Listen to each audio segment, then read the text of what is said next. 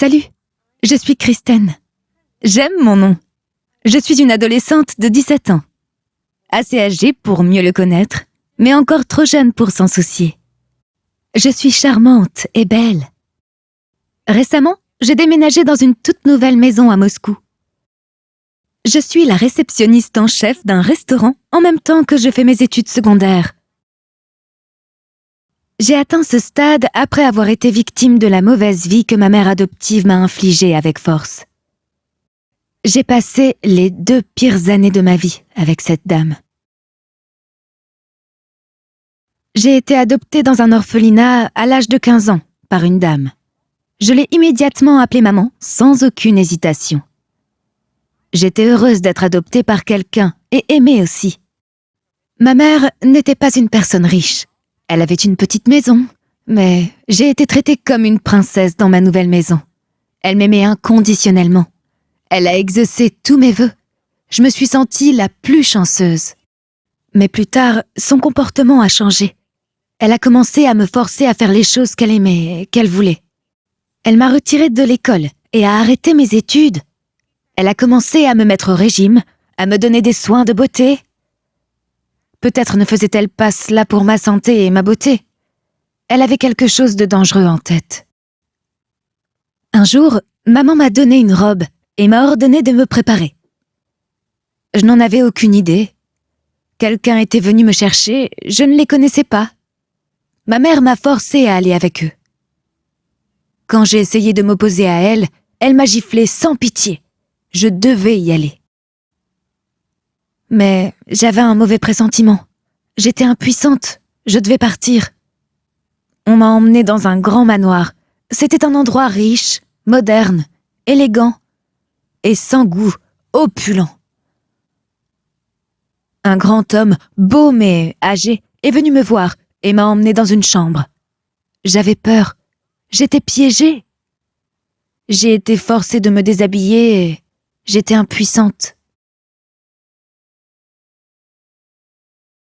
Je suis revenue à la maison le lendemain, très effrayée et en larmes. Je voulais crier. Je voulais pleurer à haute voix. Je voulais lui demander pourquoi elle m'avait fait ça. Mais j'avais peur.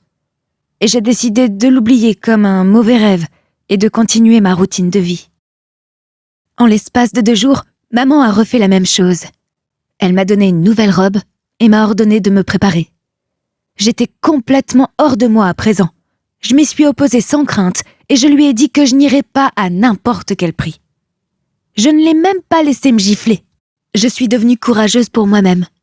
Mais elle m'a menacée de m'abandonner si je refusais de le faire. J'avais peur, car je ne savais pas où aller, ou, si elle le faisait, qu'est-ce que je ferais? Je ne suis pas si âgée pour prendre soin de moi. Alors j'ai accepté. À partir de ce jour, pendant les 2 années suivantes, j'ai été utilisée pour lui faire gagner de l'argent. Je ne sortais qu'avec des millionnaires, c'était une bonne source de revenus pour elle. Encore une journée comme les autres, mais cette personne riche était différente. Il m'a emmenée dans la chambre, mais m'a trouvé de l'âge de sa fille. C'était un homme célibataire qui vivait avec sa fille. Il m'a demandé mon âge et il a été choqué. Il m'a emmenée chez lui. Il m'a présentée à sa fille et il a réussi à me mettre à l'aise. J'étais beaucoup mieux après qu'il m'ait demandé pourquoi je faisais cela et qu'il ait découvert tout ce qui me concernait. Il m'a consolée. Il m'a offert un emploi à temps partiel dans son restaurant et m'a promis de faire toutes les dépenses nécessaires pour mes études. Il m'a permis de vivre dans sa maison pendant quelques jours avec sa fille. J'étais convaincue. Je l'ai appelée Ange. Plus tard, Ange m'a aidée à intenter un procès contre ma mère adoptive et elle a été arrêtée. Une nouvelle ère commença dans ma vie. J'étais heureuse et reconnaissante envers Ange. J'ai repris mes études et j'ai aussi fait un travail à temps partiel. Je gagnais beaucoup d'argent grâce à ce travail et Ange m'a aidé à trouver un nouveau foyer à Moscou, près de son manoir. Ne porte pas le crime avec toi. Tu es le seul responsable de ton état, pas celui qui t'offense. N'attendez pas que la magie change votre vie. Tout le monde ne peut pas obtenir Ange comme Kristen. Battez-vous pour vous-même.